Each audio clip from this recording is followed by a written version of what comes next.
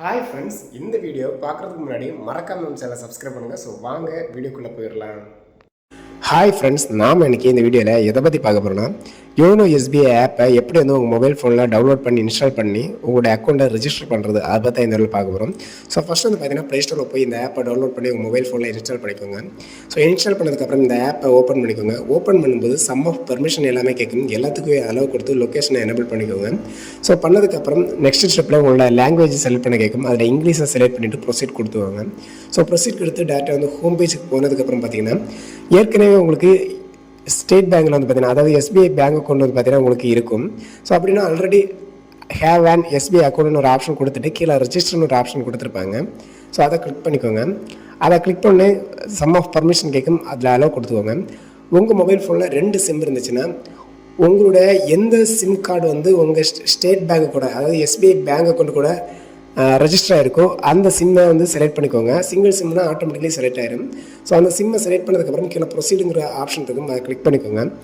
அதை கிளிக் பண்ண பார்த்தீங்கன்னா ஆட்டோமேட்டிக்கலி உங்கள் யோனோ எஸ்பிஐ ஆப்லேருந்து உங்களை பேங்க் அக்கௌண்ட் கூட அட்டாச் ஆகிருக்க மொபைல் நம்பர் கூட வெரிஃபை பண்ணிவிட்டு உங்களோட அக்கௌண்ட் வந்து ஆக்டிவேட்டில் இருந்துச்சுன்னா டேட்டா நெக்ஸ்ட் ஸ்டெப்பு போயிடும். ஸோ இதில் வந்து பார்த்தீங்கன்னா 2 விதமாக இந்த அக்கௌண்ட் ஆக்டிவேட் பண்ணிக்கலாம். ஒன்று டெபிட் கார்டு, இன்னொன்று பார்த்தீங்கன்னா branch activation.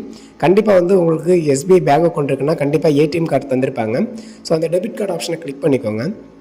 Click பண்ணோட data next page போயிடும். ஸோ நெக்ஸ்ட் பேஜில் உங்களோட ஏடிஎம் கார்டோட வந்து பார்த்தீங்கன்னா லாஸ்ட் 6 டிஜிட் பின், அதுக்கப்புறம் பார்த்தீங்கன்னா உங்களோட ஏடிஎம் பின், இந்த ரெண்டையும் கேட்பாங்க.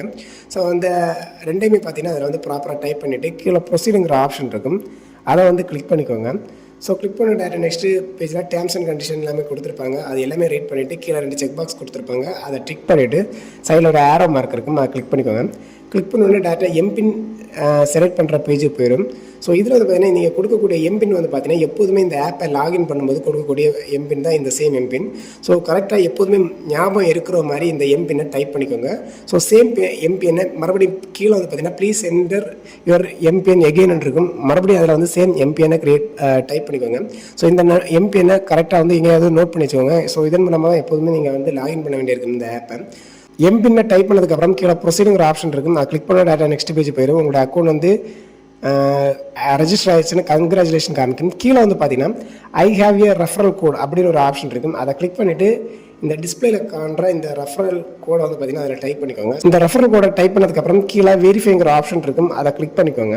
ஸோ கிளிக் பண்ணி பார்த்தீங்கன்னா ஆட்டோமேட்டிக்கலி உங்களுடைய அக்கௌண்ட் வந்து ரெஜிஸ்டர் ஆயிடும். ஸோ அதுக்கப்புறம் பார்த்தீங்கன்னா உங்களோட யோனோ எஸ்பிஐ ஆப் வந்து பார்த்தீங்கன்னா சிம்பிளாகவே நீங்கள் வந்து யூஸ் பண்ணிக்கலாம். ஸோ அதில் இருக்க ட்ரான்சாக்ஷன் டீட்டெயில்ஸ் எல்லாமே வந்து பார்த்தீங்கன்னா நீங்கள் வந்து ஒரு ஸ்டெப் பை ஸ்டெப்பாக வியூ பண்ணும்போது உங்களுக்கே வந்து அண்டர்ஸ்டாண்ட் சொல்லிட்டு இந்த வீடியோ கட் பண்ணுறோம். ஓகே ஃப்ரெண்ட்ஸ், பாய். இந்த வீடியோ பிடிச்சிருந்தா மறக்காம லைக் பண்ணுங்கள், ஷேர் பண்ணுங்கள், கமெண்ட் பண்ணுங்கள். ஸோ அது மட்டும் இல்லாமல் மறக்காம நம்ம சேனலை சப்ஸ்கிரைப் பண்ணுங்கள். ஓகே ஃப்ரெண்ட்ஸ், பாய்.